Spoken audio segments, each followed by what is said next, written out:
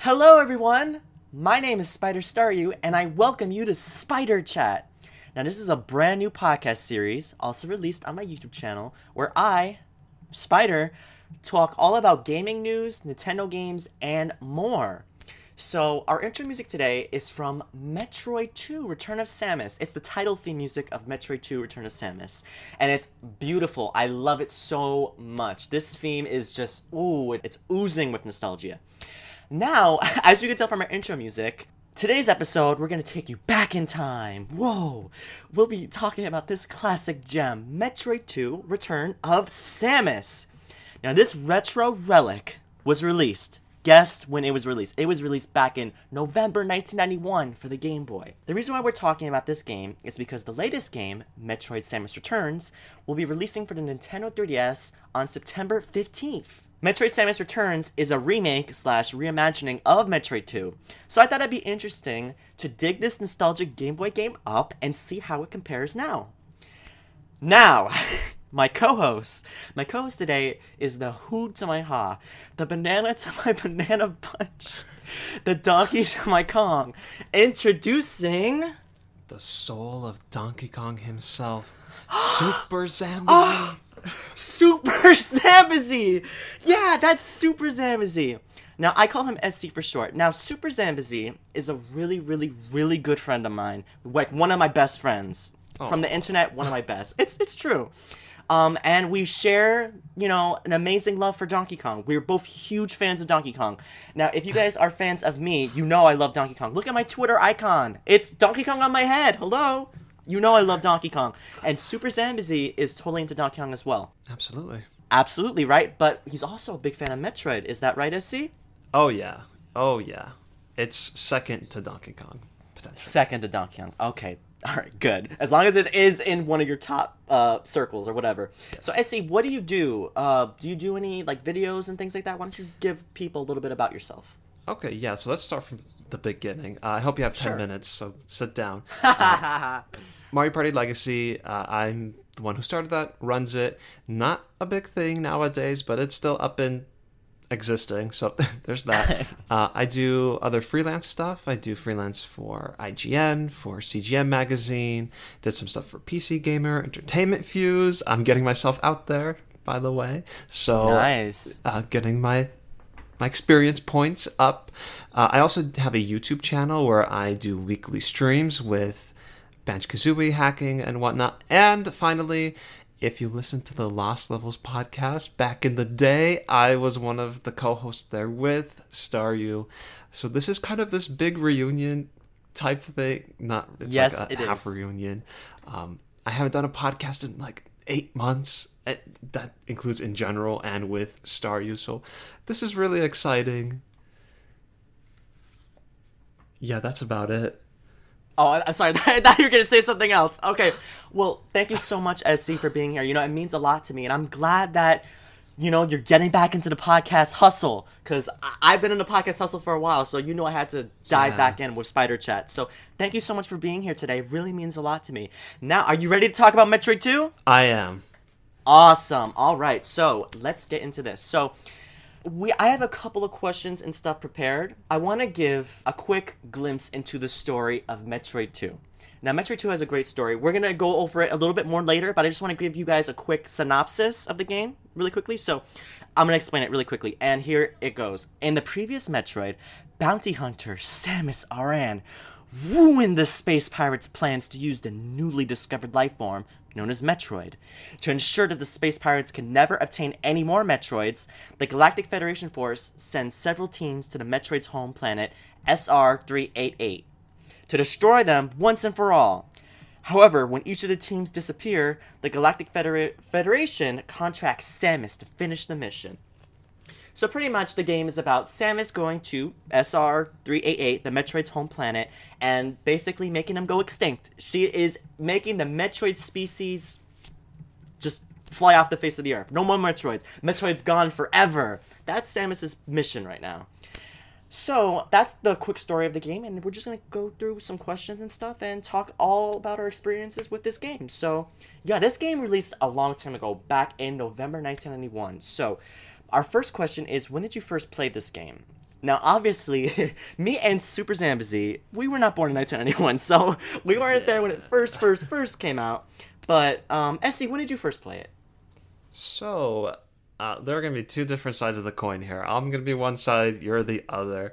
I played this for the first time 2 months ago. Wow. And since it's 2017, that's a big difference from 1991. 2 months ago, played it for the first time, and then I played it again yesterday. Played it once 2 months ago, and then played it again yesterday. All right, so for me, I had played this game many years ago. So many years ago. So for me, my brother actually bought this game way back when Game Boy Advance and Game Boy Advance SP was a thing. He got it back in 2004, I believe. 2004 or early 2005. Around that area.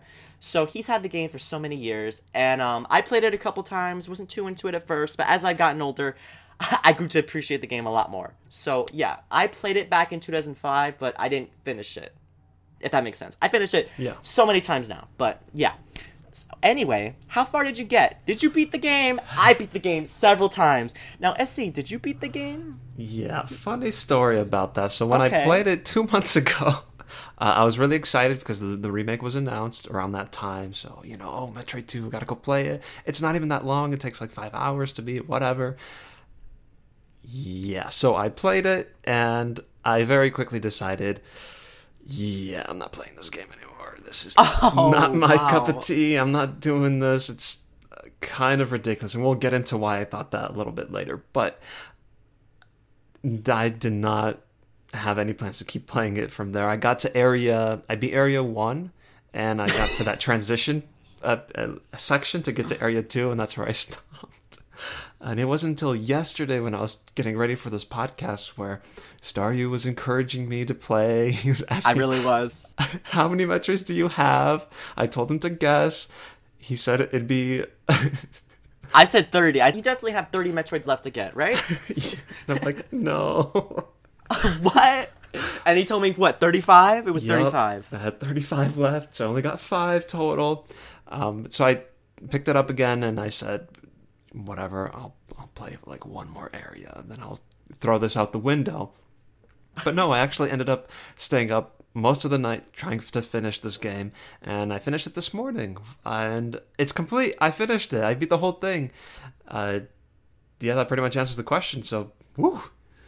Yeah, and I really appreciate that. Thank you so much for doing that, because I was worried at first that you weren't going to do it, because we were having discussions about this like a while ago, and he was like, if I don't finish it, I'll just watch videos. So I'm like, oh, okay. But I'm really glad that you went through the whole game, so you have more of a spectrum of how things are with the game. Right. So I really appreciate that. Good job. All right, so this next question is, what did you think about the storyline?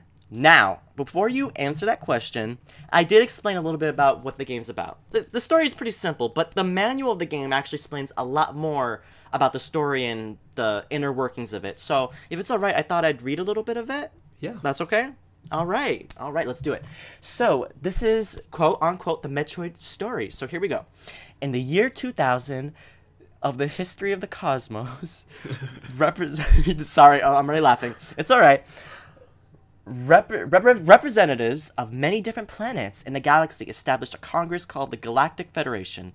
A successful exchange of cultures and civilization resulted in thousands of interstellar spaceships ferried back and forth between planets. When space pirates appeared to attack the spaceships, the Federation Bureau released the Galactic Federation Police. Oh, they created, whatever. Released and created, it's the same thing.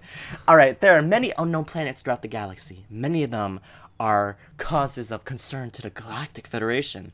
To take care of this, they employ space hunters, the greatest of which is Samus Aran! I'm sorry, that just sounded really epic, so I had to do it like that. Okay. It's not Aaron. I always say Aaron. It's Aaron or Aran. Regardless, whatever you say, I get what you're saying. So if anyone wants to clock my tea, understand this, baby. I've been a Metroid fan for so many years, so don't you come for me. I'm a big Metroid fan, so I'll say Aaron, Aran, whatever it is. Aran, Aaron, same thing. You know what I'm trying to say. I'm talking about Samus. There's only one Samus as far as I know. So, anyway, Samus' greatest achievement has been the destruction of the pirates' Metroid plans on the planet Zebes. In the year 2000 X5 of the cosmos, an unknown life form was discovered on planet SR388 by a Galactic Federation deep space research ship.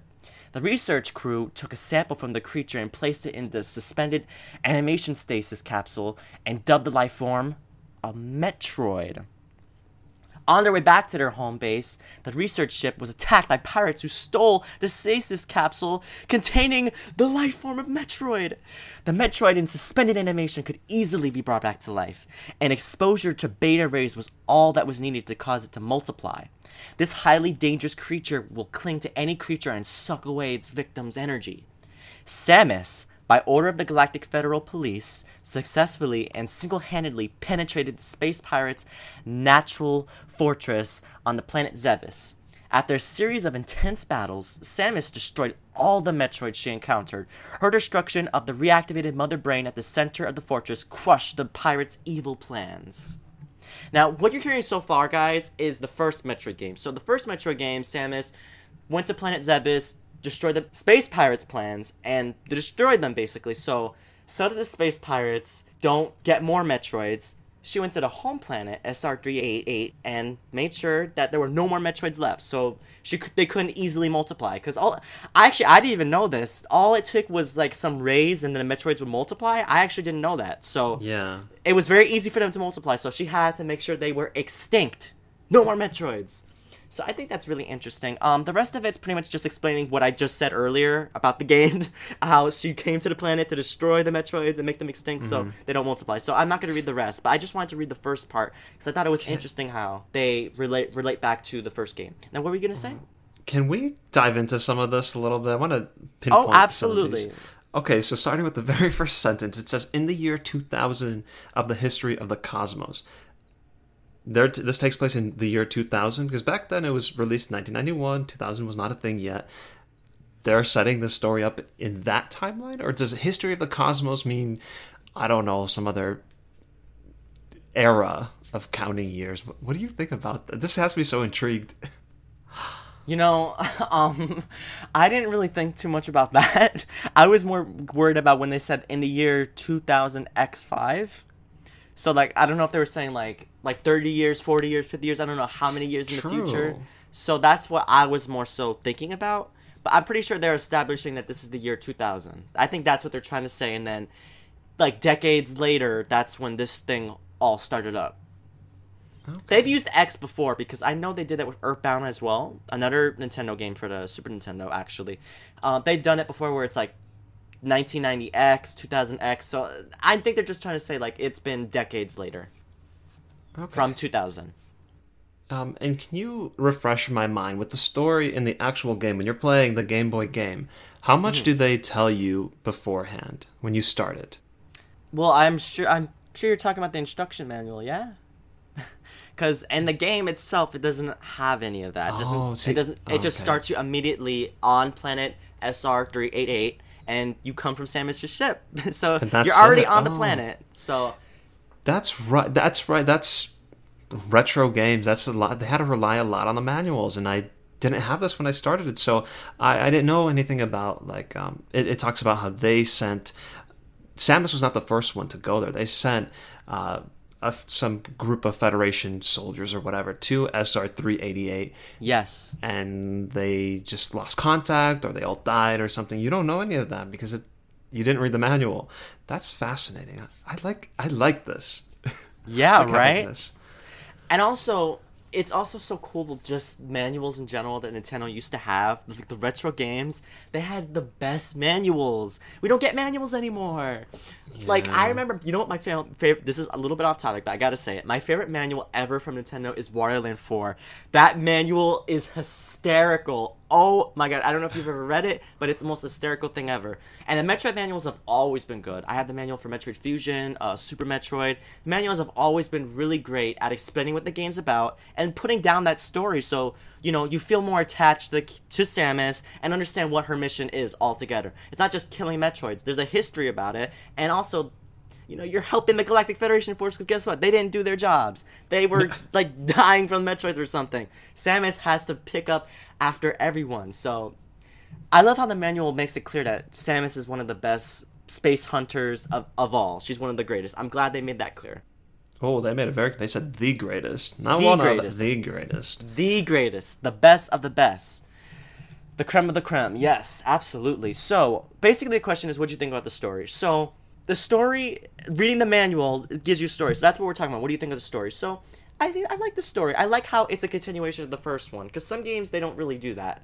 Like, I remember with Legend of Zelda 2, I don't know if it was an exact story sequel. You know what I mean? Mm-hmm. But with this game, it was like an exact story sequel. It takes off right after Metroid, the first Metroid. So after she did what she did on Metroid, the first Metroid, she did her mission. She did her job. She got all the space pirates and destroyed their base and whatever.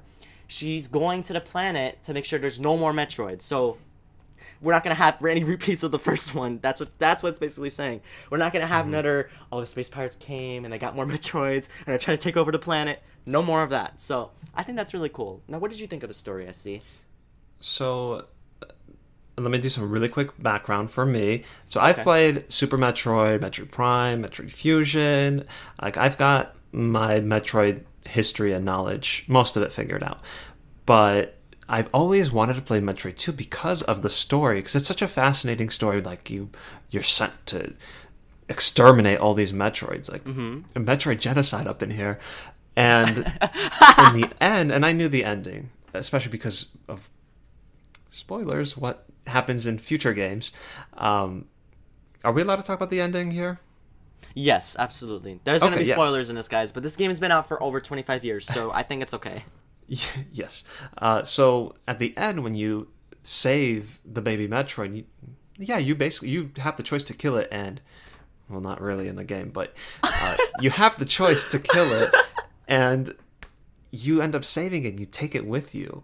Like, that always fascinated me, that you were on this mission to kill all of them, and in the end, after defeating, like, the mother boss, the queen, you save this little baby, and that always intrigued me. So it was so awesome to finally experience it.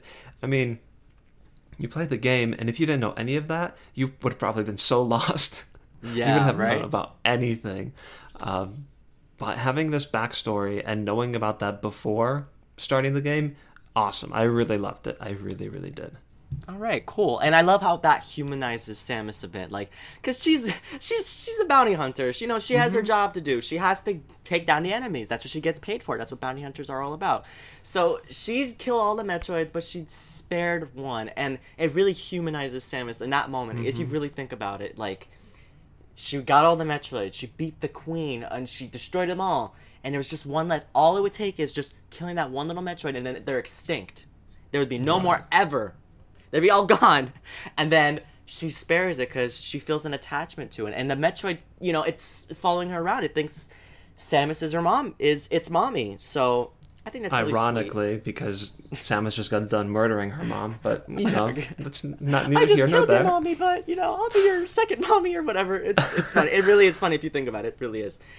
All right, Actually, so I have an additional follow-up question about just some history. So the mission was to get rid of all the Metroids. Yes. Was that a smart idea, or were there already Metroids existing elsewhere in the world? Okay, so this game never really makes it clear that if there has been Metroids in the other world or whatever the case is, all that it's made clear is that Metroids are growing on this planet. Like, this is the main source of where you will find Metroids. So you're going to this planet to make sure the main source of Metroids is destroyed. I don't think it's ever made it clear that, you know, there's Metroids on other planets and things like that. which I feel like if you've played later games, you will find out that there are Metroids on other planets. Right. There definitely are Metroids on other Yeah. planets, but this was the main source of Metroids. Well, and that was my other question. Go ahead. My other question was that you end up taking this baby Metroid. Is that a reason why there are other Metroids later? Because, I mean, that Metroid, the baby Metroid, stays around for a little bit, right? For at least a whole other game. So did it, like, multiply in that time and then spread? Or are we just to assume... This was the story of Super Metroid. And you played the game, so you know. But Yeah. for people who haven't played it, that's who I'm trying to make it clear to. Spoilers. More spoilers. Come on, guys. These games have been out for over 20 years, okay? Come on now. You should have played it by now. No, I'm just kidding. But Super Metroid, the opening of the game, it makes it clear that, Samus destroyed all the Metroids on SR388. And the Federation Force, I believe what it says is the Galactic Federation Force they see that Samus saved one Metroid. And they're actually pleased with it, I believe, because they take the Metroid and they want to do tests on it. They want to study it. Mm-hmm. So they keep the Metroid in a little capsule. And I think what happens is Ridley comes, or I'm not too sure what happens, but someone comes and destroys the tank. And then the Metroid gets set free. It's set free and then wanders around. So who knows if it did multiply or not by then. Mm-hmm. What we do know I is feel that... so dense, because I forgot this. That's the beginning of Super Metroid. I forgot. No, don't feel dense. We all forget. It's okay. But that's the intro of the game, pretty much. So who knows if it did multiply? if I met a cute little Metroid girl and it's like, oh, more Metroids said, who knows? But well, apparently all you need are beta rays. Oh, that's right. So yeah, maybe it was out in the sun and then it's like, oh, there's 2 of us. Oh, no, there's 4 of us. There's 8 of us. Who knows, right? It could be.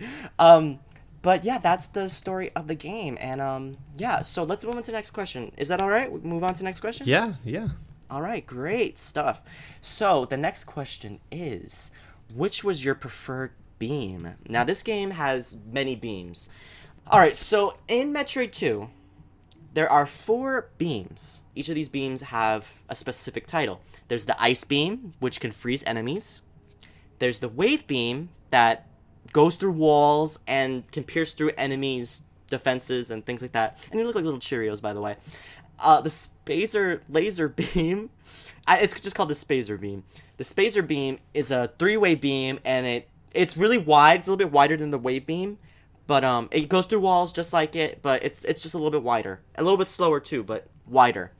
And the last beam is the plasma beam. The plasma beam is the most powerful beam of it all. It completely destroys enemies and things like that. So, yeah, Issy, which of the beams did you find liking the most? Oh, so I really like the ice one, because freezing enemies is always good. And I have that Super Metroid mentality where I freeze an enemy and I jump on top of it to use it as a platform.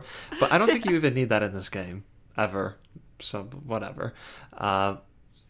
I don't know. The wave beam was kind of cool because you had a lot of range with it.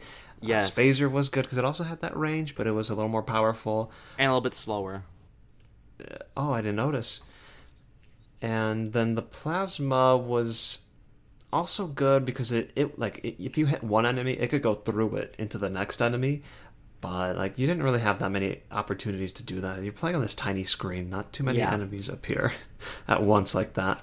I would probably go with... I might go with Spazer, maybe. Okay. All right. Okay, so for me, I preferred the wave beam. To me, it was the best at killing enemies. And I felt like the plasma beam, it was the final upgrade, but it slightly felt like a downgrade as well. And let me explain why. Yeah. The plasma beam kills enemies quicker than the wave beam. The plasma beam also had a smaller hitbox. So, with the wave beam and the Spazer beam, it's like it covers a huge portion of area. So for the plasma beam, the hitbox is a lot smaller. It's deadly, but it's a lot smaller. So it was harder to get certain enemies, especially if they were that small as well. And also, the plasma beam doesn't pierce through certain enemy armor like the wave beam does. The wave beam can penetrate through any enemy armor, but the plasma beam can't. Yes, I've done the test on these. I've been able to get almost every single enemy with the wave beam. The only enemy you can't get are the Metroids. But with the wave beam... Why on earth would I want to use the plasma then? Well, you can kill an enemy in one shot. With the wave beam, you have to do 3 shots. So I guess it's quicker, but the hitbox is smaller. So you guys can kind of see what works better for you. You don't have to upgrade. It's not a manual thing to upgrade if you don't want to. And there's even a part of the game that allows you to get any beam you want. Ice beam, wave beam, and Spazer beam and plasma beam all laid out. So if you want to go back, you can. But, you know, I prefer the wave beam the most. And I was joking with SC yesterday. And I said it earlier, too. The wave beam looks like Cheerios, doesn't it? It's like little Cheerios. You're finding little, like, circles. It's like Cheerios. I know that's so stupid for you guys. But me and SC were laughing our heads off yesterday about it. Like little donuts. They're finding little donuts. Oh, it makes me hungry for some cereal or some donuts or something. Oh my gosh. But did you say your favorite? Your favorite was Spazer? Probably. I might say wave. The other unfortunate thing is that the wave beam, you had it for like 20 minutes, and then you upgraded to Spazer. It was very quick. So I didn't even have that long of a time with it. But, yeah. All right. So now let's talk about the other abilities. So this game has tons of abilities. So I'm just going to quickly mention them all really quickly. So there's the bomb ability, where Samus can turn into a morph ball and drop a bomb. There's the spider ball ability. Hey, shout out to SpiderStaryu. Hello, spider ball. No, with the spider ball, you can cling to walls and just roll up the walls. Roll up pretty much any wall. There's the high jump boots, allows Samus to jump twice as high. The spring ball allows Samus to jump as a ball. The space jump allows Samus to jump endlessly as long as you can time it right. The screw attack, pretty much it's just an upgrade to the space jump. So you can jump endlessly, yeah, but if you run into anyone with it, they die immediately. That's how strong the screw attack is. The screw attack is really powerful. And the only other thing there's the okay, I might say this wrong. Varia suit? Yeah. Yeah, the Varia suit gives Samus these massive shoulder pads, and they double her energy. Pretty much, she dies a lot less quicker. Damage is halved. So it's pretty much an upgrade to that extent. So yeah, SC, what was some of the abilities that you found yourself enjoying in this game? Oh, so I think my favorite is the screw attack. You like the screw attack? Yeah? Yeah, because I like whenever I can do the jumping in the air continuously thing. Like, that's always awesome. I could jump over things. I could fly up this giant corridor, no problem. And then when I got the screw attack, and I could attack enemies with it too, that was dream come true. That was awesome. Loved it. Too bad you get it so late in the game, but it's still very useful. It's even useful for killing enemies that aren't airborne. If you just land on them, you squash them and they're dead. So it's a very, very useful move. I will say one thing about the spider ball. I was very surprised how early you got it in the game, because it adds so much, I guess, so many opportunities to find secrets and find different areas just with that ability, and it really changes the way you think moving on from the game from that point. I also will say that the controls were whack. I don't know what was going on. When you start moving left and you let go, if you want to continue, it might be up now, or down, or left, or right. It's always random. So whenever you need to place a bomb, you can't just roll and place a bomb, because you'll roll too fast and the bomb will disappear. So you have to time it where you stop. And if you stop, you have to move again, and you don't know which direction to move. So I'd say controls were really clunky with that thing, but very, very useful. Yes. Okay, so for me, I love the spider ball, and I think that's one thing that kind of defines this game. Most Metro games have had the spider ball. Mm-hmm. Most Metro games, I believe Zero Mission had. I'm not too sure. The first one, I don't think had it. It was the Zero Mission. All the Metro Prime games have had the spider ball. Mm-hmm. All of them have had it.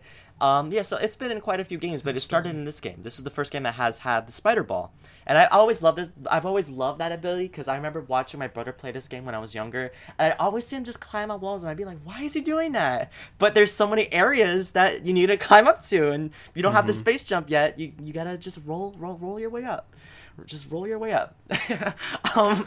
It's so silly, but I've always loved that. So I like the spider ball, but I do agree with you that the controls are a little bit because sometimes, like, when you're going up, but to go up you gotta press left. When you're going down, you press right. It's a little bit confusing. So I totally get what you mean.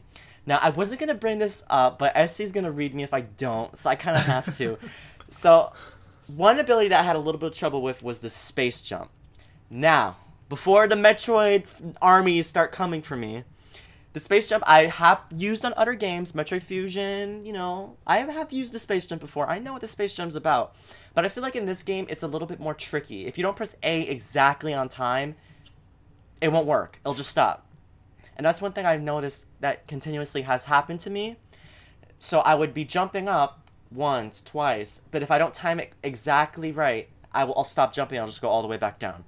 And that was a little bit of something that was troubling for me. I feel like when you get the screw attack, the jumping becomes a little bit easier. I really don't know if it really makes it easier, but I feel like it made it a little bit easier. I don't know if it's the sound effects that make me get a better cue that, okay, let me use it now. I don't know, but it was a lot easier than using the space jump. Now, SZ, you have had some problems with the space jump as well. Whoa. Don't jump to conclusions. Oh, yeah? Don't assume things. So when I'm playing on my 3DS, and I'm fortunate enough to have a 3DS capture card, so I'm playing also on my computer, and I was streaming it to Staryu so he could watch me play, and I was about to get the space jump, and he's like, oh yeah, let me know how it goes, you know, I had some trouble with it, I got it, and I started boom, boom, boom, going right up the entire corridor. You know what, you didn't need to say all that, but okay. But here's the thing.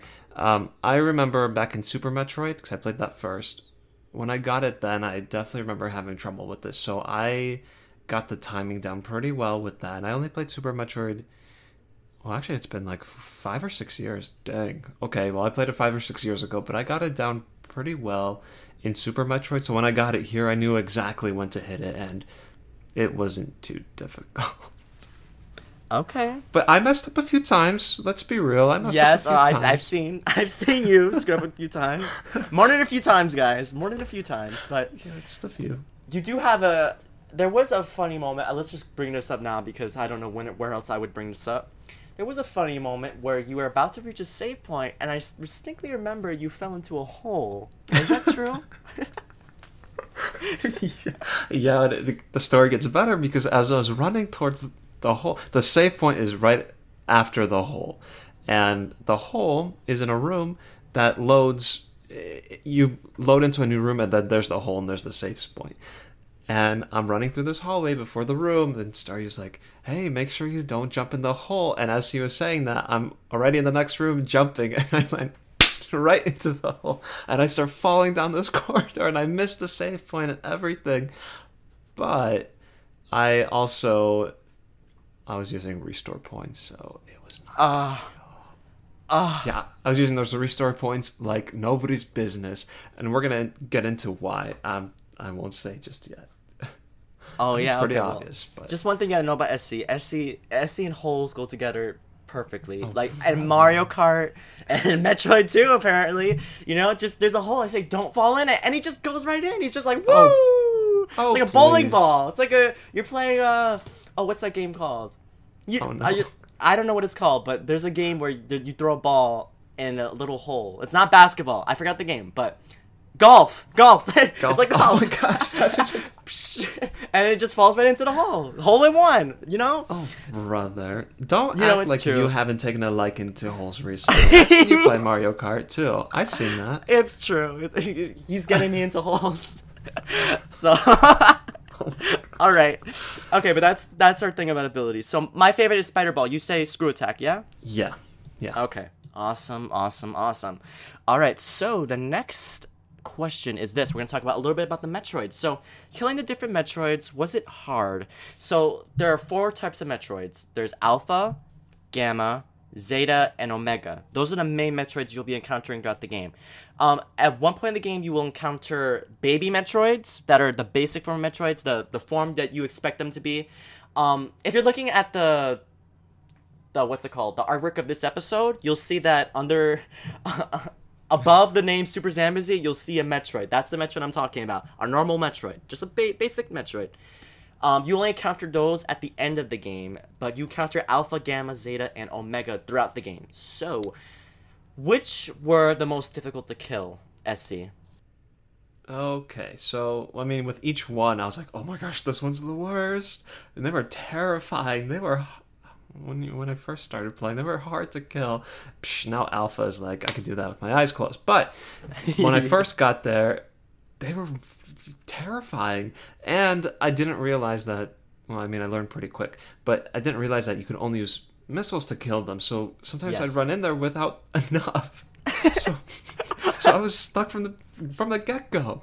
But I know that Alpha, easy.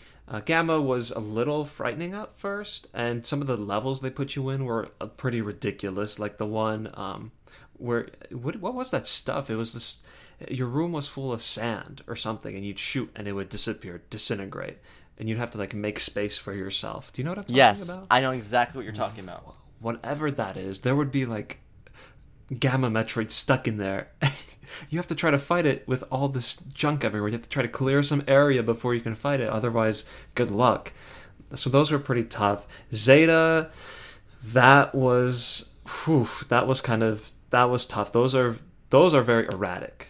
Those guys. They like to move around a lot. They like to get really close and deal some damage. And then Omega, at first, were definitely the worst. But like once you kind of learn how to deal with them, I think they become easier than Zeta. I think Zeta would be the worst out of the four. Okay. Especially because if you hit an Omega in the back, it does triple damage. So you can take it out pretty quickly if you get the right opportunity.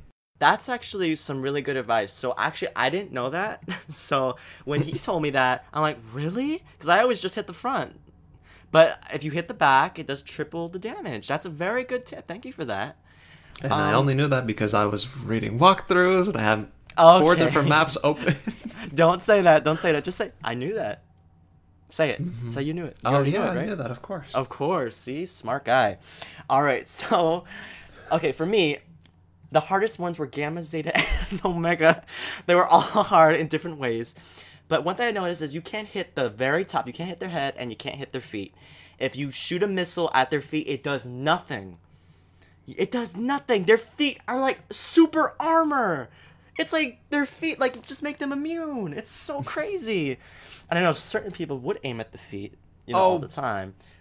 Hey, not us. I'm talking about someone else. Different podcast co-host. Okay. Yes, exactly. So, anyway, you gotta attack. Okay, so what I'm basically saying is that you gotta attack the Metroids face to face, not on top of the head and not on the feet.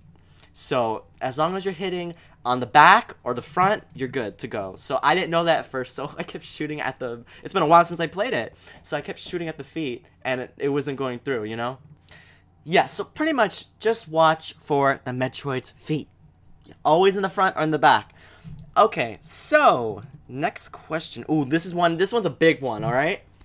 Unlike later installments in the Metroid franchise, this game did not have a map. Did that make it more difficult? I have a lot to say, so you should go, RC. Oh, I'm gonna... Are you sure? I have a lot to say. You want me to go first? Okay, no, you go first. You're our guest. You go first. All right. Okay. All right. So not having a map, does it make it more difficult? Oh, yeah. Oh, yeah. Big time.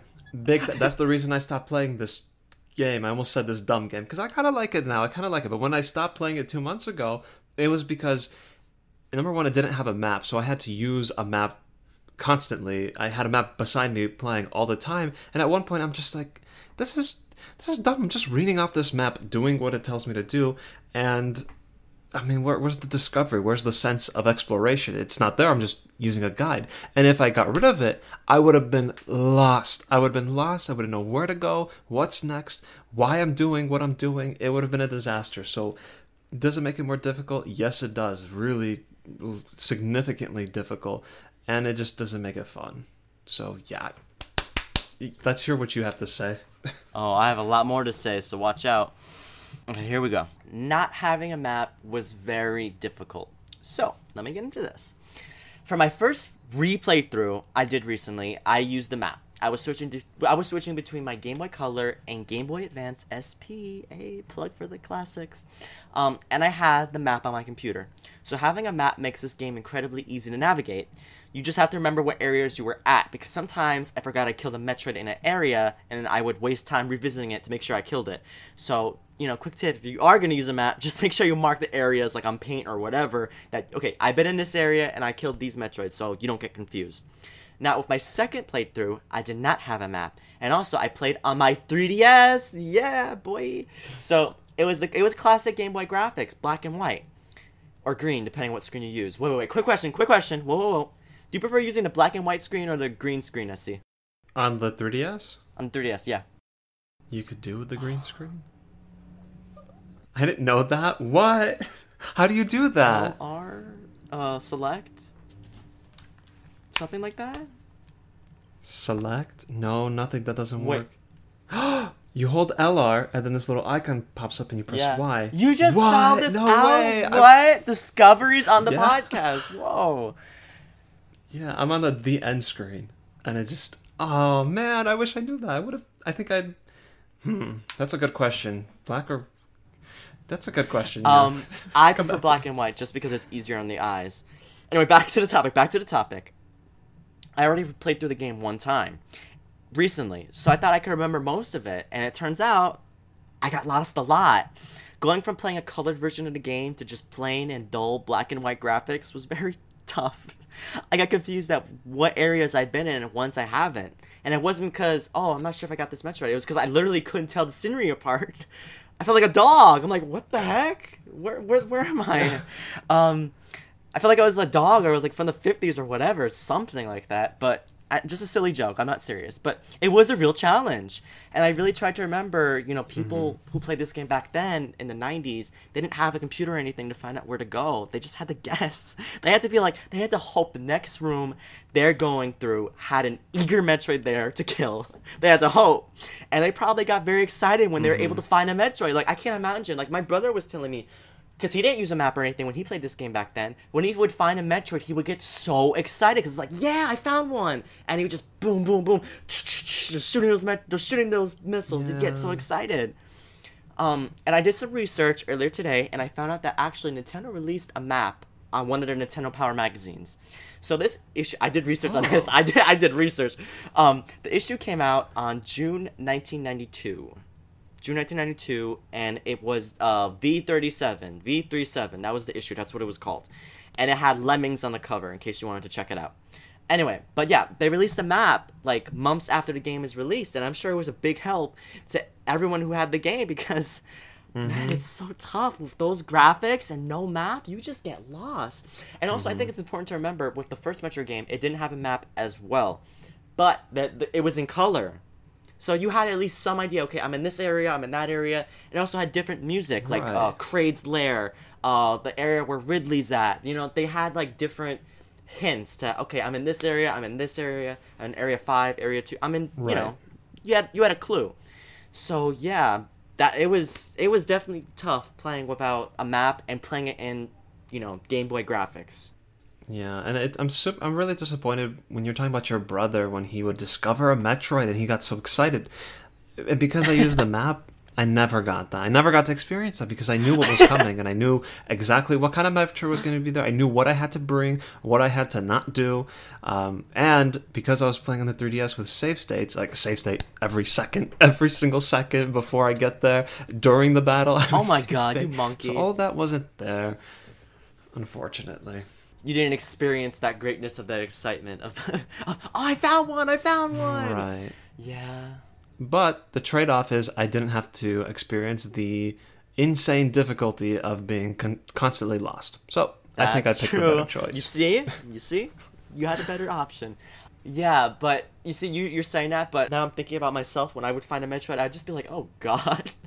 Oh, let's get this over with. I was like, oh, I found one! Come on, let's take it down! And I was like, oh, okay, let's do this. Oh, it's mutating into Gamma. Oh, it's mutating to... Oh boy, okay, come on, let's just get this over with. Yeah. Alright, so, wow, I love the things we're saying for this so far. Okay, so for the next question, if it's alright, we're gonna move on. It kind of relates to it a bit. So yeah, the question was, did you use a map while playing? And we just both said yes. For my first playthrough, I did. The second one, no. And my first playthrough, I played it colored on Game Boy Color. But anyway, next question. If you do not play on a Game Boy Color or Game Boy Advance SP, the game is in colorless Game Boy graphics. Did that make it harder to navigate? That's mainly a question for you, because you didn't play in color like I did. Like in my first one, I played in color. So I had I had an idea of what I was doing, and I like the colors helped. But you just played it black and white on the 3DS. So was that harder? Was that harder for you? Yeah, not even green. It was definitely harder, and that's the thing. I don't know how to compare it. I actually have a quick question before I answer again. When you transition from area to area, is there just like it goes from blue to red?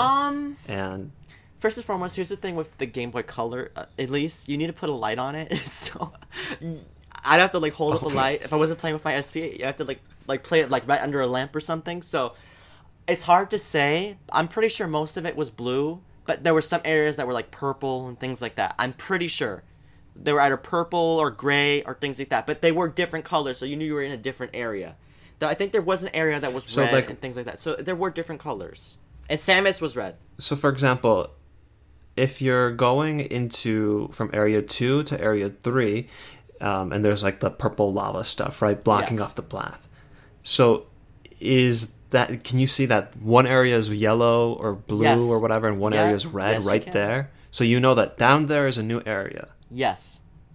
That would have helped so much, because there were so many times where I'm like, okay, I gotta go to the new area, there was an earthquake, whatever.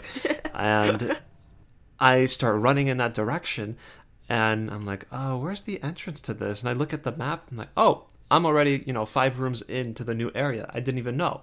Or I just went back to area 1. And I've been crawling up this tower, and I'm supposed to be down there. So that could have helped immensely. And it just would have been pleasing to the eye, because it's all the same. Very true. Okay. So as I mentioned, playing it in black and white was hard, especially after playing it in color. It was like, this is expert mode, super hard. It's like, oh my god, no. But it's hard to tell what's the difference between certain areas. That's the point I'm trying to get at, like what you were saying.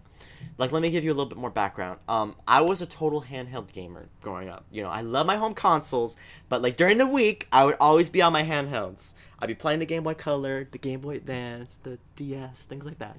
Just that type of stuff, that good stuff. But I would always play on my Game Boy Color or Game Boy Advance, so everything I would play would be in color. You know what I mean? So going back into normal Game Boy graphics where everything's just black, white, and not special, it's hard. It really is. It's like playing the colorless version of think of playing the colorless version of like a Kirby game, like a Kirby and Amazing Mirror. Imagine playing that game colorless. That would be so hard, because the design is better now than back then, but it still would be hard because it's like you can't tell where you're going. And I'm thinking about games like Kirby Dream Land. That game was colorless too, but the design was not as hard because, the design was a lot simpler. For a game like Metroid, the design is not as simple as we think. Its design is very complex and complicated, and there's different areas to go through. So without lack of color, it really is a challenge. So yeah, I just wanted to mention that really quickly. But yeah, Metroid 2, if you do play on a Game Boy Color or Game Boy Advance, it will be in color. It's one of the few Game Boy games that turn to color when you play on Game Boy Color. Like actual, like the diverse colors, not like simple colors. Like really gets colorful.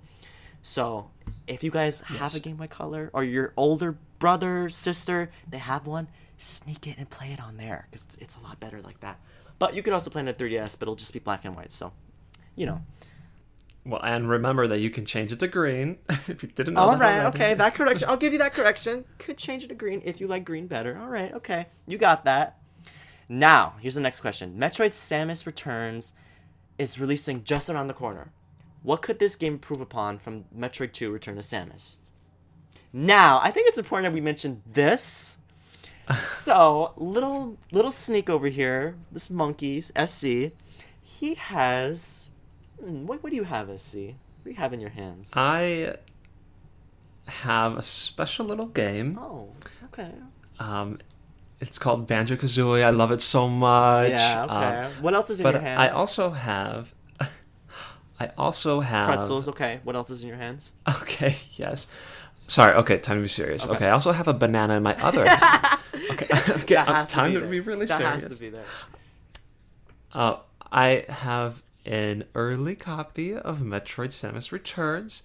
I'm doing a guide for it for IGN. So they sent it to me early, and I've had it for a while now. Jeez. And Yeah, I guess it's important to mention that because I have played some of that. So timeline, I played Metroid 2 2 months ago. I got to almost Area 2, Okay. basically there. And then I got the new game, and I played that, and I actually got to the exact same point. That was on accident. Got to the exact same point there, and then yesterday I picked up Metroid 2 again and started from there. So I've played all of that Area 1 in there. So I do know... Actually, did you even say the question yet? I said the question, yeah. You want me to reread it? Oh, yes, please. All right, no problem. All right, Metroid Samus Returns, released as just around the corner. What could this game improve upon from Metroid 2 Return of Samus? Yeah, so I already know a lot of the things they've improved on, and I don't think I should say it or what have you, but yeah, they have improved on a lot of things, and it's definitely a much better, much more friendly experience, and much more diverse, too. So they've improved a lot. It'd be interesting to hear from you, though. All right, so I'm going to say some things I think they can improve on. I know Essie's going to be over there smirking like, they did improve that. They improved that. Okay, so as far as I know, Metroid Samus Returns, I think it will have a map. I think it has a map. I'm pretty sure it has a map. So it's already fixing one major complaint of Metroid 2. That's one thing that already just fixes so much. And the game's also in colors, so that's the second thing it fixes. That's good. Good, right? The only thing else I will hope for is more areas to recharge. So, in Metroid 2 Return of Samus, they have a recharge station. There's a little, it's called a, what's it called? I'm gonna literally look this up. 1 second, don't tell me it. It's called, okay, a big energy ball. It's just a ball of energy, and you just touch it once with your finger, and it's like, Samus just gets healed, like all her wounds just disappear. It just restores everything. So there's that to restore your health, and then there's a missile battery to restore all your missiles. So there's two separate areas to restore stuff. So I'm hoping that in Metroid Samus Returns, I hope they add more areas so that you can heal more. You know, it would be nice. It really would be nice because in Metroid 2, I really find there's not really a lot of them, and if you do find them, they're in crazy areas that you have to use the spider ball or the infinite space jump or screw attack to get high enough to get to. So I think it'd be nice if there was just more and in more simple areas so that, you know, it's easier. But that's just me complaining about difficulty. For some people, they might not care that that's difficult. They may be like, oh, grow up. You can go through that long process of taking 3 minutes of going in a spider ball to go all the way to the roof to get the recharge. Because there are some areas where they're all the way on the roof and you have to use the spider ball to go all the way on the top. I know you know what I'm talking about. You're like, yeah. So it'd be nice if they fixed that. Yeah, I will say one thing, because there's a lot of stuff that's already out there and people know about. That when you play Metroid 2, it's usually the difficulty that is brought up. And in this new one, I would say it's significantly dumbed. I mean, not dumbed down, but it's significantly easier. And not just because there's a map. There are lots of new additions and features that make the game much, much more forgiving and much, much easier. And that might actually be a negative in some regards because it is so easy. And that element of, you know, like, I'm about to die, I'm right on the last edge of my life, like, I don't think you'll encounter that as much. There's one thing, I'm pretty sure this is well known, maybe not well known, but it's been shown in trailers or whatever, but you know how you have save stations and you get to a save station, you save, and you run off to fight an Omega Metroid or whatever, yes. And then you die and you go back to the save station. Yeah. Well, in this game, which I don't think this has ever happened in a Metroid game, there are checkpoints. So I noticed this when you get into a battle with a Metroid, for example, and you die. It will start you up right in front of the room where you entered to fight the Metroid, not the save station. Oh, really? So it's like little things like that, or like the melee counter where you can easily take down enemies. Like, this game has gotten significantly easier, but they've also added a lot of stuff that people just don't know about, a lot of new secrets, a lot of new things to collect. So I don't know what the trade-off is. There's lots of improvements, though. There's a lot of improvements, but I think that's the testament of time, though, that as games have progressed, they have gotten, you know, For some games, not all games, but they have gotten easier. They have, absolutely. They definitely have gotten easier. And they're forgiving. Like, I'm thinking of Super Mario 3D World right off the top of my head. With that game, if you screw up a lot, they give you a super leaf so you can just go through the whole level without getting hurt. As long as you don't fall off. They can't save you from that. Like, they put, like, a little trampoline, like, here, you're not going to fall off. There's a little trampoline so that you can go all the way down, you'll jump right back up.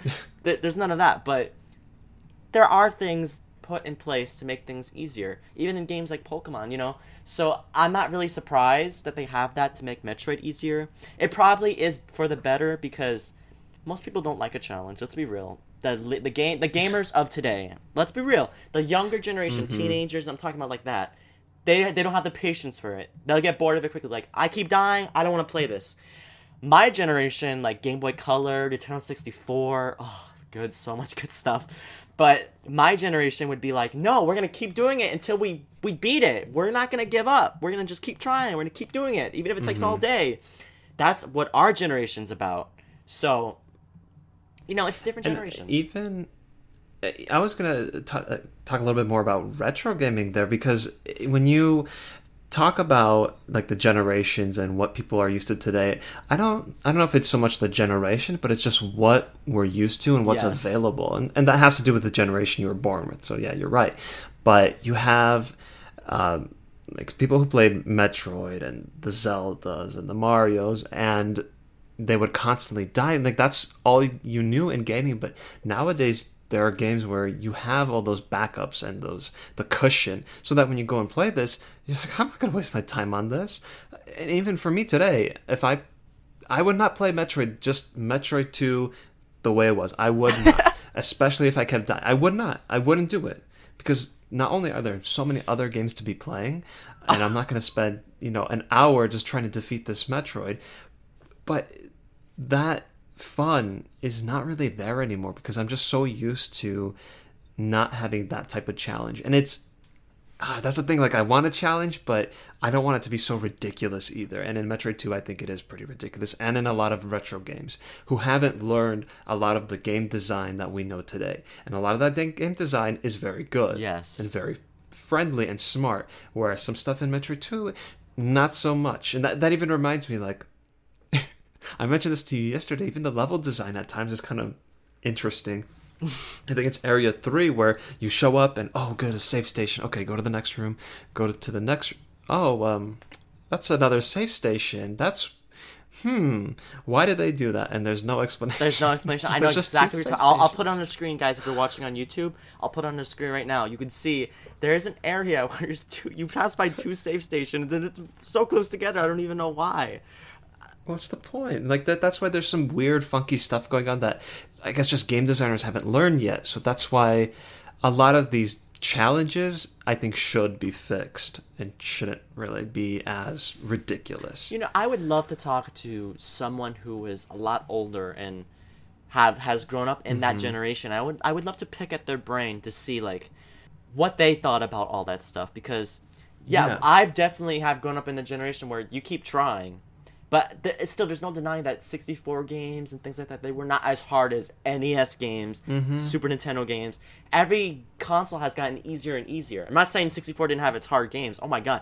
Donkey Kong 64, Super Mario 64, Banjo-Kazooie at times. There were games that are like, man, this is hard. If you don't do perfect or you don't walk across something perfectly, you fall down and things like that. It's difficult. Some bosses that are very difficult.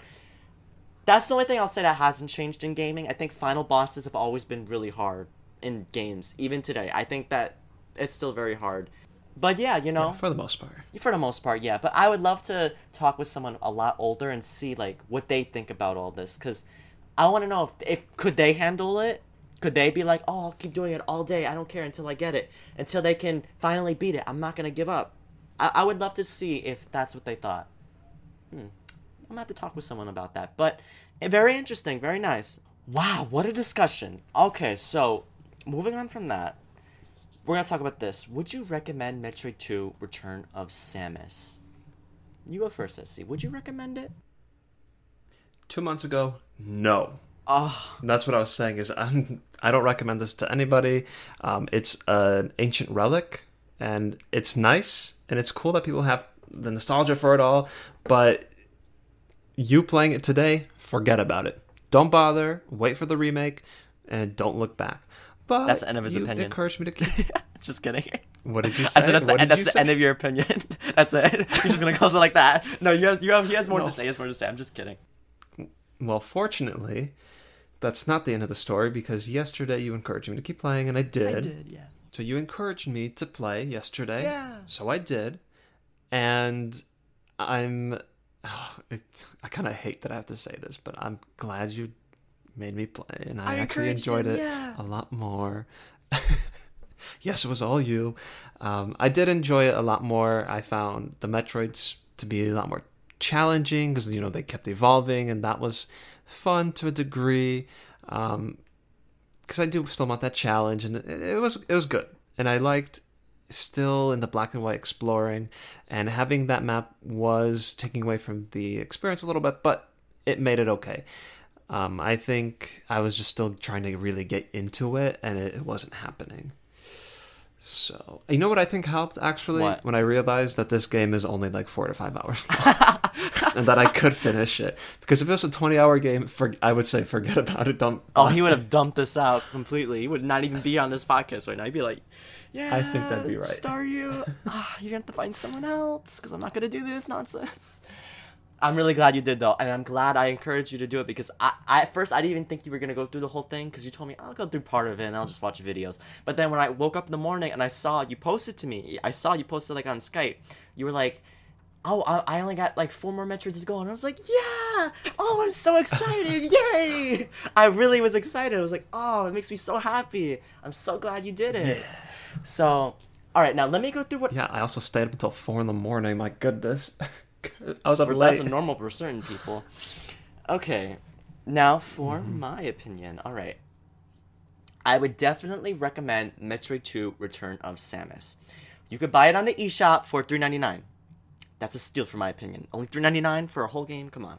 $3.99. Dang, that's dirt cheap. That is dirt cheap. Come on, it's a Game Boy game. $3.99. But anyway. Ooh, also, on my Nintendo, there's a reward for 30% off if you have gold coins, so you could do that too. But that's only limited, so... Alright, well, if you want to waste it on a Game Boy game, you could, but I would waste it on something that's more. Like Super Nintendo. Oh, please. Or... Are you telling me you ever use those My Nintendo coins? I have once. What? Yeah, me too once, and I think it was for this. Oh my god. That thing is so pointless. I'm sorry. My Nintendo so far has been pointless. SC reading my Nintendo for filth. Jeez. Ugh, we had Club Nintendo ripped away from us and promised something better. You telling me this is better? That's not... You're right. It isn't better. I want digital downloads, and I also want them to give merchandise like they used to. Like a... Exactly. I don't know if you know this. Okay, this is off topic, but we gotta mention this. They posted that Nintendo has been making like book bags and like little backpacks that you can take outside, or you can just keep around the house. I want to get one that you can keep around the house. There was a Game Boy one, and it was like a little Game Boy pouch. Like you could put money in, you could put your 3DS in. Oh, it looks so cool. I wanted it so bad. Oh, but it's like $40. I'm like, really? I'm not gonna pay $40 for a pouch. Goodness, if only they had that on the My Nintendo. Oh, it'd be so rad. Okay. Exactly. But back to what I was saying. Okay. It's okay. All right, but we just gotta go back to what I was saying. Alright, so I'm going to go on a small tangent here. I think it's important for all gamers to play the classics. From the 30 or more years of gaming, we have had some great games. We've also had great games that have had some flaws. A lot of older games have problems, and I see Metroid 2 as a great game with some, quote-unquote, flaws. I say that because what I see as a flaw, you may see as a challenge. That's why I say quote-unquote. What I see as a flaw, you may see it as a challenge. You may be like, oh yeah, but I like that it's challenging. No map to me is rough, but for you, you may be like, oh, it's challenging. I like the feeling. I like that feeling. I like being isolated. I like that feeling of I have to just discover everything. That's one thing about judging older games. I feel like we're more critical on them. Some justified, some not so much. Understandably, games are made a lot better now. Better graphics, better music, better design. Majority of the stuff are better. So I think that's why I'm so conscious about being critical on this, because, this is how the games of back then were. Metroid 2 Return of Samus is definitely a challenging game. It's a time-consuming game. It's time-consuming. Oh my gosh. If you don't know where to go, it's time-consuming. You have to kill the entire Metroid species, all 39 of them, while exploring the vast world of SR388. You're not given a map in the game. That's what makes it time-consuming and difficult. You don't know where the Metroids are at. You just have to, unless you remember, you have to just pretty much guess. Now, if you're playing with a map, either on your computer or the phone, the challenge definitely goes down by a lot, and it becomes way more enjoyable, in my opinion.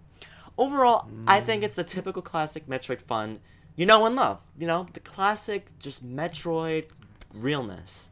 And once again, it's only $3.99 on the Nintendo 3DS eShop. Only $3.99.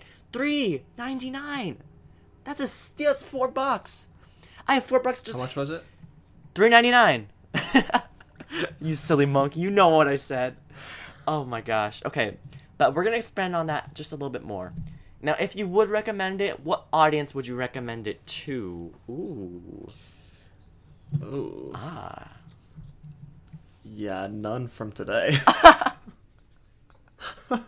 I'm serious. I'm serious though, because a lot of people, and even not looking at the challenge, they're so taken away from wanting to play when they see black and white. They see that, they're immediately, I don't really want to do that. And I'm not a dog. You know what? They might have a point. I mean, it is very outdated. It's very sometimes hard to look at and kind of boring at times. So Yes. They do have some of a point. Absolutely. But with that kind of mentality, you're probably missing out on, not probably, you will miss out on a lot of great games that came out back in the day. So it's hard to recommend it to people who will most likely have that mentality. I mean, even I have that kind of mentality in some regard, where someone recommends an NES game. NES Classic came out. I was excited for that, but SNES Classic was announced. I was excited for that because those are some quality games. Yes. And NES Classic, some of them I'm just not that interested in because of how I was going to use the word ancient. Oh, How ancient they were. But just how and I was going to say flawed. But outdated. I don't want to use that word. You want to use that? We'll just stick with outdated. Yeah. Just how outdated they are, you know. But there are lots of gems in a sea of outdated fodder. Oh, that's not so bad. Oh my god. Essie's, you get my point. Essie's reading the retro generation for filth. It's okay, though. Okay, now this is what I have to say about it. I'd recommend this game to Metroid fans first and foremost. The Metroid fans who have never played the classics and want to experience the older games. The key word here is want to experience the older games. I know if you play Metroid Fusion, Super Metroid, you're going to be like, what the hell is this? But I'm saying if you're a Metroid fan who wanted to experience the older generation, I would say absolutely yes, go for it. I'd also recommend it to retro gamers, obviously. If you love older games, this is totally up your alley. And I would recommend it to the new generation, but I don't think the younger generation would really appreciate a game like this. You know, here's the deal. I'm gonna lay it out for you guys. I grew up with retro gaming. I grew up with Nintendo 64, GameCube, Game Boy Color, Game Boy Advance. I was able to appreciate those older Game Boy games.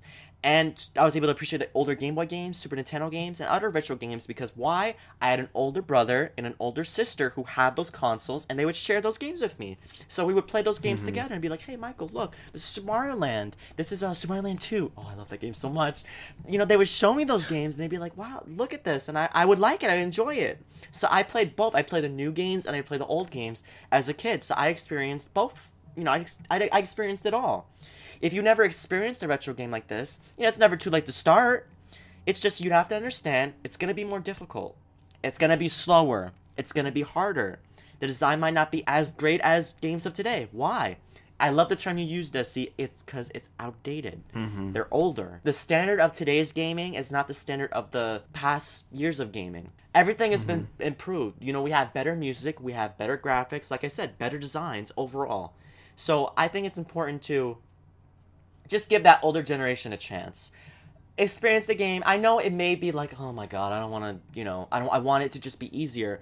But, you know, it's only $3.99. It's only $3.99. And I think it's important for people, especially if you want to be a gaming journalist, you want to do Let's Plays, you know, whatever you want to do. If you want to do something in gaming, or hell, even if you're just a casual gamer, you just want to, you know, try out new games. I would recommend trying out these older games because I feel like it would give you a new type of opinion. It would redefine how you look at games. I really feel like it would. It would definitely add to your gaming resume. I don't know what other word to use. I was gonna say a different word, but I'm like, wait, no. But yeah, your gaming resume, the different types of games you play, whether it be whatever console it is, playing that older generation is, I think, it makes you more keen to how gaming is now. It makes you understand it better. It makes you understand, like, oh, so before it got to this point, it was at this point. That's what game designers of back then were thinking. Do things like this, do things like that. And I think it's so cool to hear how the older generation of gaming, how they thought of games and how they interpreted this stuff. So I think it's really cool to play that older generation. I think it's really cool, and I think it's really important too, especially if you want to go into journalism in video games. There's tons of people doing that. You want to do Let's Plays, I think it's important to just add a little retro game in there every once in a while, because you attract different people, and because it helps. I'm just rambling at this point, but you understand what I'm saying. It adds to your experience as a gamer. It really does. So I definitely recommend playing the older games. And also, once again, for the 5th time, it's only $3.99. What the heck? That's nothing. And it takes like 5 hours to beat, so not a big time commitment. With a map. With a map. Correction. With a map. And a banana. With a map and a banana. And a banana. A banana makes it, cuts the time in half, so it's actually normally 10 hours, but we all assume you're eating banana, so we say I also just want to really quickly say that for the Metroid fans, it's also really cool to play this game, because I feel like this story is what really sets off the rest of the series, more so than the original. Or am I wrong on that? Because I feel like having the baby Metroid story is what sets the events of Super Metroid and Metroid Fusion into motion. Right. And Metroid Prime is later down the line, so all these connect back to this. And obviously this connects back to Metroid, but I think the baby Metroid is the essential, like that's such an important part of Metroid lore, and it's so good to experience it, even if the ending is about 10 seconds. But it's important, and it's cool to see it. Yeah. All right. You can buy Metroid II Return of Samus on the 3DS eShop for $3.99. One last time, okay? Just a little plug for the 6th time.